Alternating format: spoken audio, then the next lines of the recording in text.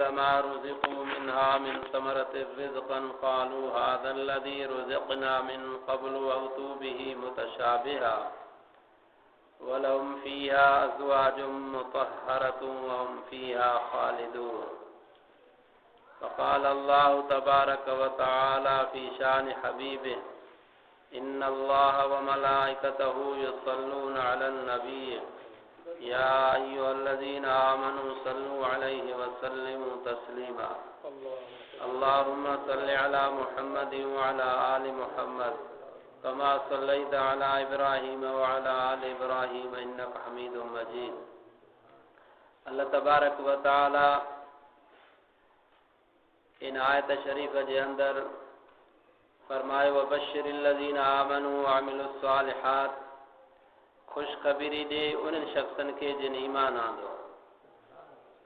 ईमान अल्लाह जे ज़ात ते आणो आहे त अल्लाह जी ज़ात अकेली आहे वहदहु ला शरीक लहू आहे ऐं मलाइकनि ते ईमान आणणो आहे किताबनि ते रसूलनि ते मरण खां बाद में ज़िंदा थियण ते क़यामत जे ॾींहं ते ज़बान सां इक़रार करणो आहे दिल सां तस्दीक करणी आहे मञणो आहे तॾहिं माण्हू मोमिन आहे।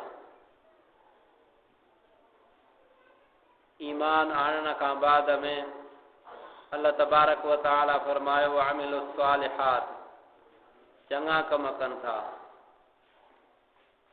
ईमान हिक कुंजीअ जे मिसल आहे उन जे लाइ अल्लाह तबारक व तआला चार वॾा अमाल रखण फरमाया।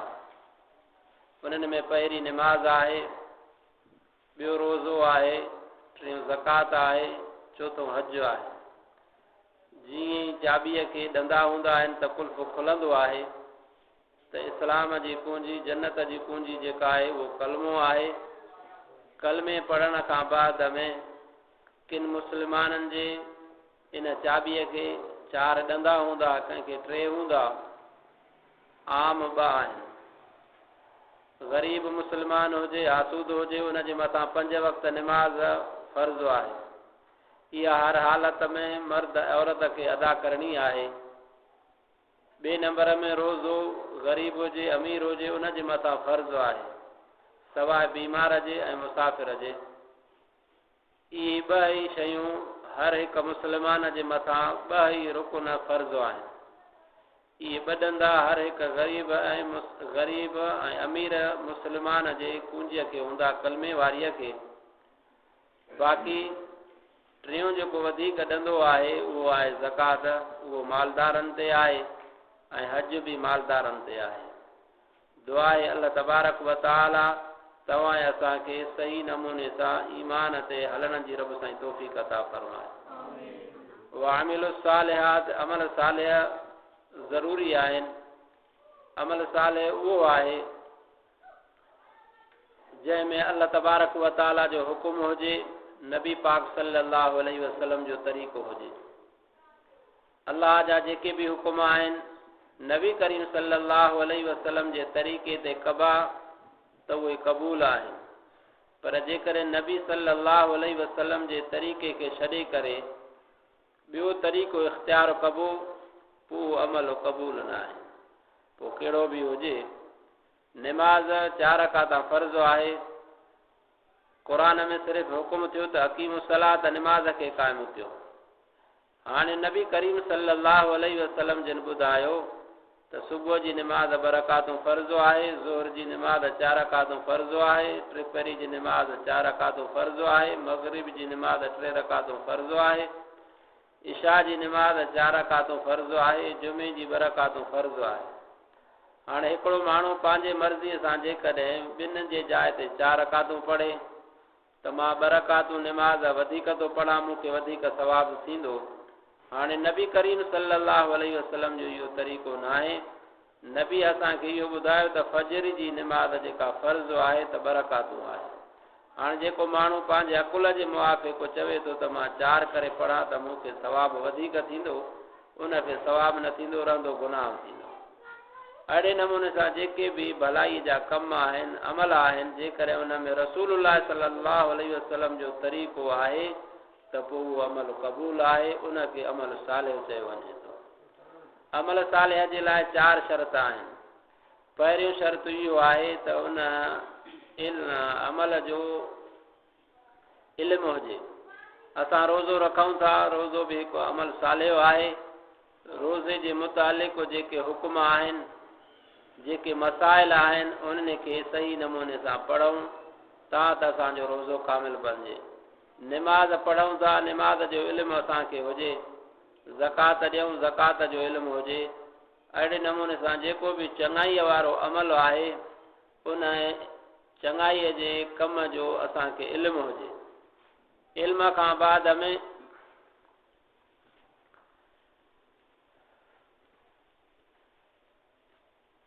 उन नेक अमल जे मथां जेकॾहिं तकलीफ़ अची वञे त इंसानु सब्र करे, ऐं उन खां बाद में इख़लास हुजे त जेको ही मां अमल कयां थो अल्लाह खे राज़ी करण जे लाइ कयां थो, त पोइ इहो इंसान जो चङाई वारो अमल रब साईं वटि क़बूल आहे। पर जेकॾहिं केॾो बि भलाई जो कमु आहे, माण्हुनि खे ॾेखाव जे लाइ आहे, त पोइ उहो अमल क़बूल न आहे। रोज़े वारी जेका ख़ासि इबादत आहे, इन इहो रिया खां ख़ाली आहे। ॿियो जेको बि नेकीअ जो कमु आहे, निमाज़ आहे, तिलावत आहे, इंसान जे दिलि में शैतान विसविसा विझंदो आहे।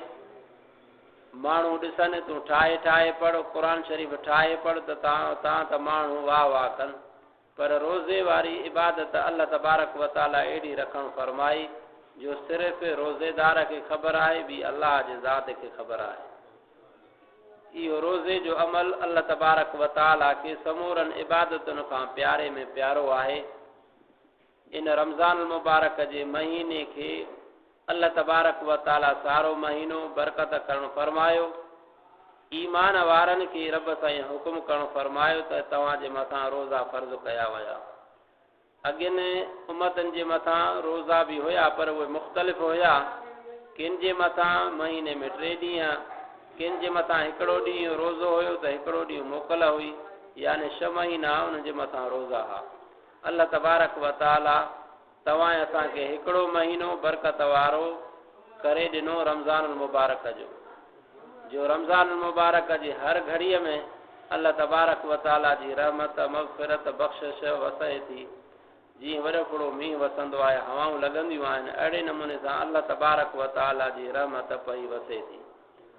नबी करीम सल्लल्लाहु अलैहि वसल्लम जिन फरमायो 11 महीना जन्नत खे सिंगारियो वेंदो आहे रमज़ान मुबारक जे इस्तक़बाल जे लाइ। जीअं तव्हां असां वटि को महिमान अचे, उन जे लाइ बंदोबस्तु कंदा आहियूं, अहिड़े नमूने सां रमज़ान शरीफ़ जे अचण खां अॻु में अल्लाह तबारक व तआला जन्नत खे मोमिननि जे लाइ, रोज़ेदारनि जे लाइ, मर्दनि औरतुनि जे लाइ जन्नत खे सिंगारणु फरमाईंदो आहे। नबी करीम सल्लल्लाहु अलैहि वसल्लम जिन फरमायो कुझु माण्हुनि जे मथां जन्नत मुश्ताक़ आहे, आशिक़ थी पवे थी। हर हिकु इंसान जी मोमिन जी घुर हूंदी आहे, रब खां घुरंदो आहे जन्नत। पर जन्नत कुझु क़िस्मनि जे माण्हुनि खे तलबींदी आहे त रब सां इहे मूं वटि कॾहिं था अचनि। उन्हनि में हिकिड़ा जमात, हिकिड़ा माण्हू उहे आहिनि जेके रमज़ान मुबारक जा रोज़ा रखनि था। उन्हनि पंहिंजे ज़िंदगीअ में रब खे राज़ी कयो, मर्द आहिनि, औरतूं आहिनि, सही नमूने सां रोज़ा रखनि था। जन्नत अल्लाह तबारक व तआला खे अर्ज़ु करे थी त रब साईं कॾहिं बाना इहे बानियूं मूं वटि ईंदा त मां हिन जी महिरबानी कयां। हर हिकु इंसान जी तलब इहा आहे जन्नत जी, पर जन्नत वरी उन्हनि माण्हुनि खे घुरे थी जेके रमज़ान मुबारक जो एतिराम कनि था, रोज़ा रखनि था। तंहिंजे करे हयातीअ में अल्लाह तबारक व तआला मौक़ो ॾिनो आहे, असां हिन मौक़े जो क़दुरु कयूं जो रमज़ान मुबारक जा सही नमूने सां रोज़ा रखूं। जेकॾहिं रहिजी विया आहिनि त अल्लाह जो ख़ौफ़ रखी करे, अल्लाह खे हाज़ुर नाज़ुर सम्झी करे, तौबा ताइब थी करे बक़ाया रोज़ा रखूं। अल्लाह तबारक व तआला सां अहद कयूं त बक़ाया रोज़ा असां इहे क़ज़ा कंदासीं। अल्लाह तबारक व तआला गफ़ूर रहीम आहे।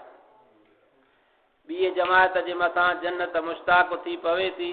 नबी करीम सल्लल्लाहु अलैहि वसल्लम जिन फरमायो तालिल क़ुरान, जेके क़ुरान शरीफ़ घणो पढ़नि था, पोइ जन्नत उन्हनि माण्हुनि जे मथां मुश्ताक़ थी पवे, आशिक़ थी पवे त इहा जमात, इहे माण्हू, मर्द या औरतूं कॾहिं मूं वटि ईंदा। अल्लाह तबारक व तआला के पई अर्ज़ु कंदी आहे। 3 नंबरनि जेके नबी पाक सल्लल्लाहु अलैहि वसल्लम जे मथां दुरूद शरीफ़ पढ़नि था उन्हनि माण्हुनि जे मथां बि जन्नत आशिक़ थी पवे। तंहिंजे करे दुरूद शरीफ़ कसरत सां पढ़िजे। दुरूद इब्राहिमी आहे अल्लाहुम्मा सल्लि अला मुहम्मद व अला आलि मुहम्मद कमा सल्लैत अला इब्राहिम व अला आलि इब्राहिम इन्नका हमीदुम मजीद। नबी करीम सल्लल्लाहु अलैहि वसल्लम जो सहाबी सगोरो आहे जेको कारी आहे, कारिन जो भी सरदार आहे। नबी करीम सल्लल्लाहु अलैहि वसल्लम जन उबई बिन काब रज़ी अल्लाह ताला अन्हु के कुरान शरीफ़ ॿुधाइण फरमाईंदा हुआ ऐं उनखे हुकुम कंदा त तूं कुरान पढ़ त मां ॿुधां। उहो अर्ज़ु कंदो त साईं कुरान पाक अव्हां जे मथां नाज़िल थियो आहे, तव्हां पढ़ो त मां ॿुधां। कि न मूंखे अल्लाह जो हुकुम भी आहे त तूं भी कुरान ॿुध, तंहिंजे करे तूं कुरान पढ़ त मां मोहम्मद करीम सल्लल्लाहु अलैहि वसल्लम ॿुधां। उहो अॼु अर्ज़ु कयईं त साईं मां अव्हां जे मथां दुरूद शरीफ़ केतिरो पढ़ां? नबी करीम सल्लल्लाहु अलैहि वसल्लम फरमायो त जेतिरो तुंहिंजी दिलि कढे। पोइ हुन चयो त मां ॾींहं जो कुझु हिसो अव्हां जे मथां दुरूद पढ़ंदुमि। पाण फरमायो त जेकॾहिं ज़्यादा करे त तुंहिंजे लाइ भलो आहे। जे साईं ॿ हिसा पाण फरमायो ज़्यादा करे त तुंहिंजे लाइ भलो आहे। पोइ हुन चयो मां सारो ॾींहुं बसि अव्हां जे मथां दुरूद शरीफ़ पढ़ंदो रहंदुसि। नबी करीम सल्लल्लाहु अलैहि वसल्लम फरमायो भई काब बसि हाणे ॿी शइ रब खां तूं न घुरजांइ, दुरूद शरीफ़ हमेशह पढ़ंदो रहिजांइ। अल्लाह तबारक व तआला इन दुरूद शरीफ़ पढ़ण जे करे मुंहिंजे मथां सलात पढ़ण जे करे ॿिया माण्हू दुआऊं घुरंदा, अल्लाह ताला उन्हनि खे अता करणु फरमाईंदो ऐं तोखे अण घुरियूं समूरियूं भलायूं अल्लाह तबारक व तआला अता करणु फरमाईंदो दुरूद शरीफ़ पढ़ण जे बरकत जे करे। तंहिंजे करे दुरूद शरीफ़ मोमिन मुस्लमान खे कसरत सां पढ़णो आहे। पर दुरूद शरीफ़ सुबुह खां वठी करे राति ताईं 24 कलाक पढ़ंदो रहे उन में सवाब ई सवाब आहे। पर जंहिं जाइ ते शरीयत में साबित न आहे उन जाइ ते इहो दुरूद शरीफ़ पढ़ण भी सवाब न आहे। जंहिं जाइ ते हुकुम न आहे शरीयत जे अंदरि उन जाइ ते बि जेकॾहिं माण्हू दुरूद शरीफ़ वरी पढ़ंदो त पोइ सवाब न मिलंदो। जीअं निमाज़ आहे, निमाज़ में पहिरियों इहो हुकुम आहे त तव्हां सना पढ़ी करे, तावुज़ पढ़ी करे, तस्मीह पढ़ी करे अलहम्द शरीफ़ पढ़ो। अलहम्द शरीफ़ पढ़ी करे बाद में सूरत पढ़ो। सूरत पढ़ी करे पोइ रुकू कयो, रुकू खां बाद में वरी सजदा कयो। सजदा करे वरी ॿिए रकात जे लाइ उथो त पहिरियों अलहम्द शरीफ़ पढ़ो, उन खां बाद में सूरत पढ़ो, उन खां बाद में 2 रकातूं पढ़ी करे अतहियात पढ़ो। हाणे अतहियात पढ़ी करे 4 रकातूं पढ़णियूं आहिनि त माण्हू वटि उथी वञिणो आहे। हाणे जेकॾहिं इन जाइ ते दुरूद शरीफ़ पढ़ंदो त पोइ सहव जो सजदो ॾियणो पवंदसि। आहे त दुरूद शरीफ़ फज़ीलत वॾी आहे पर हिते नबीअ जो हुकुम न आहे। नबी सल्लल्लाहु अलैहि वसल्लम जन इहो सेखारियो त जॾहिं तव्हां खे 4 रकातूं पढ़णियूं आहिनि त सिर्फ़ अतहियात पढ़ी करे तव्हां अब्दुहु व रसूल चई करे अल्लाह अकबर चई करे मथे हलिया वञो।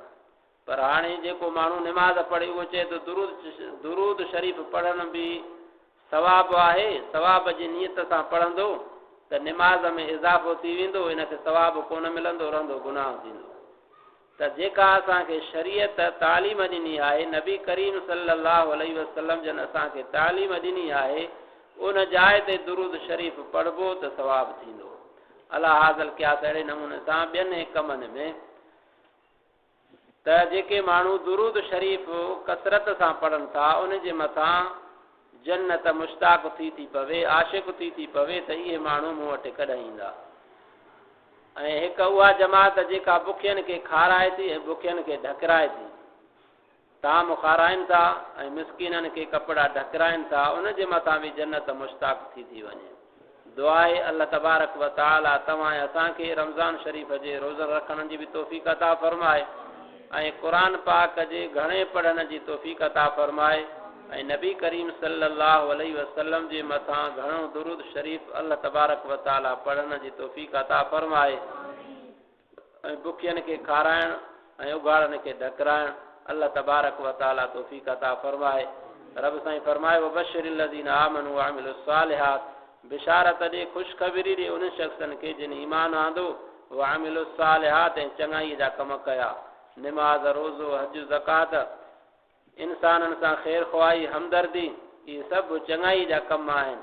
पोइ जंहिं ईमान बि आंदो ऐं चङा कम बि कया, उन्हनि जे लाइ अन लहुम जन्नातिन तजरी मिन तहतिहा अल-अनहार, बेशक उन्हनि जे लाइ बाग आहिनि जो वहनि थी उन्हनि जे हेठां वाहियूं। बाग हुजे उते पाणी न हुजे, इहो बाग बेकार आहे। अल्लाह तबारक व तआला जन्नत में मोमिनन मुस्लमाननि खे बाग अता करणु फरमाईंदो जिते नहरियूं पाणीअ जूं हूंदियूं ऐं उते मेवा ॾिना वेंदा। कुल्लमा रुज़िक़ू मिनहा मिन समरतिर रिज़क़न क़ालू हाज़ा अल्लज़ी रुज़िक़ना मिन क़ब्ल, पोइ खाई करे जन्नत में मोमिन मुस्लमान चवंदा ही मेवा त उहे आहिनि जेके असांखे दुनिया में ॾिना विया हुआ, उन्हनि जे मिसल हुया। ही सैंपल अल्लाह तबारक व तआला दुनिया जे अंदरि पैदा करणु फरमायो आहे। असुल खजी उते आहे, असुल ॾाढ़ूं उते आहिनि, असुल अंब उते आहिनि, असुल अंगूर उते आहिनि। ही अल्लाह तबारक व तआला सैंपल मोकिलणु फरमायो आहे। उते जन्नत में जेको वण हूंदो उहो हिकिड़ो मेवो पटे खाईंदो, वरी उन जाइ ते उहो मेवो पैदा थी वेंदो ऐं मुतशाबिह हूंदा, हर हिक जो मज़ो पंहिंजो हूंदो। हीअ अल्लाह तबारक व तआला मोमिनन मर्दन ऐं मोमिनाननि औरतुनि जे लाइ जन्नत में इहे बाग पैदा करणु फरमाया आहिनि। हदीस पाक में अचे थो जन्नत हिकिड़ो चिटो मैदान आहे। पोइ जेको माण्हू हिते भलाई जा कम कंदो उन जे लाइ जन्नत ठहंदी वेंदी। हदीस पाक में अचे थो जेको निमाज़ुनि जूं 12 रकातूं जेके सुन्नत मुअक्किद आहिनि, ज़रूरी पढ़ियूं वेंदियूं आहिनि, इहो माण्हू पाबंदीअ सां पढ़ंदो, अल्लाह तबारक व तआला उन जे लाइ जन्नत में बंगलो ठाराइणु फरमाईंदो। जेको माण्हू सुभान अल्लाह चवे थो जन्नत में हिकिड़ो वण थो लॻे, अहिड़े नमूने सां अल्हम्दुलिल्लाह चवे थो वण थो लॻे, त इहे जेके जन्नत हितां ई ठाहिणी आहे। नेकीअ जा कम कबा, भलाईअ जा कम कबा, जीअं नबी करीम सल्लल्लाहु अलैहि वसल्लम जिन फरमायो जंहिं माण्हूअ मस्जिद ठाराई अल्लाह जे रज़ा कारण, अल्लाह मूंखां राज़ी थिए, पोइ अल्लाह तबारक व तआला उन मोमिन जे लाइ जन्नत में घर जोड़ाइणु फरमाए थो। मस्जिद जे बदिले में अल्लाह तबारक व तआला उन्हनि मुस्लमाननि जे लाइ जन्नत में घर जोड़ाइणु फरमाए थो। त मालूम इहो थियो जन्नत हिकिड़ो चिटो मैदान आहे। पोइ इंसानु हितां पाण ठाहींदो, जीअं सूरत फ़कीर लाइ चवंदा आहिनि त रहमत लानत पधर ते पई आहे, जेको जंहिंखे मथो ॾे, त जन्नत जहन्नम हितां माण्हूअ खे ठाहे करे हलणो आहे। दुआ आहे अल्लाह तबारक व तआला तव्हां असांखे जन्नत वारे कमनि करण जी तौफ़ीक़ अता फरमाए। अल्लाह तबारक व तआला फरमायो मेवा बि तव्हांजे लाइ उते आहिनि, फल फ्रूट बि आहिनि, वलहुम फीहा अज़वाजुन मुतहरा, ऐं अव्हां जे लाइ उते जोड़ा पाक आहिनि, घर वारियूं पाक आहिनि, ऐं वहुम फीहा ख़ालिदून, उते तव्हां हमेशह रहंदव। ईअं न आहे त थोरो वक़्तु हुजे, मज़ा हुजनि, खाइण पीअण हुजे, पोइ वरी वेझो ई न। अल्लाह तबारक व तआला फरमाईंदो तव्हां बि उते जन्नत में हमेशह रहंदव, इहे मेवा बि अव्हां सां हमेशह जे लाइ हूंदा, ऐं घर वारियूं बि तव्हां जूं हमेशह तव्हां सां हूंदियूं, तव्हां उन्हनि सां हूंदव। ईअं न जो हिन दुनिया में कॾहिं मुड़ुसु थो वफ़ात करे वञे, कॾहिं घर वारी अगम थी वफ़ात करे वञे। अल्लाह तबारक व तआला फरमायो उन जन्नत में अव्हां हमेशह जो हमेशह उते रहंदव।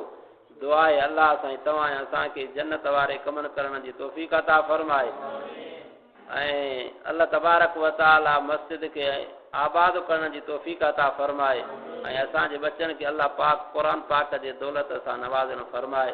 वाखिर दावाना अल्हम्दुलिल्लाहि रब्बिल आलमीन। अल्लाहुम्मा सल्लि अला मुहम्मद व अला आलि मुहम्मद कमा सल्लैता अला इब्राहीम व अला आलि इब्राहीम इन्नका हमीदुम मजीद। रब्बना इग़फिर लना व लिइख़वानिना अल्लज़ीना सबक़ूना बिल ईमान वला तजअल फ़ी क़ुलूबिना ग़िल्लन लिल्लज़ीना आमनू रब्बना इन्नका रऊफ़ुर रहीम। या इलाहुल आलमीन बीमारनि खे शफ़ा अता फरमाए, कर्ज़दारनि जे कर्ज़ में आसानी करणु फरमाए। या इलाहुल आलमीन जेके निमाज़ पढ़नि था उन्हनि जे निमाज़ुनि खे क़बूल करणु फरमाए। या रब करीम जेके नथा पढ़नि उनखे पंहिंजो घर ऐं दर नसीब करणु फरमाए। 5 वक़्त उनखे निमाज़ पढ़ण जी तौफ़ीक़ अता फरमाए। या इलाहुल आलमीन जेके असांजा उस्ताद मिट माइट दोस्त अहबाब वफ़ात करे विया आहिनि, अल्लाह साईं उनजी भी मग़फ़िरत करण फरमाए, उनजे दर्जात के बुलंद करण फरमाए, उनजे हाल जे मथां रहम करण फरमाए, उनजे कब्रुनि के जन्नत जे बागनि मां बाग करण फरमाए, उनजे पोयनि के नेक सालिह हयाती वारो करण फरमाए। रब्बना तक़ब्बल मिन्ना इन्नका अंतस समीउल अलीम व तुब अलैना इन्नका अंतत तव्वाबुर रहीम व सल्लल्लाहु अलैहि व अला आलिहि व अस्हाबिहि व अल बैति अजमईन बिरहमतिका या रहमान।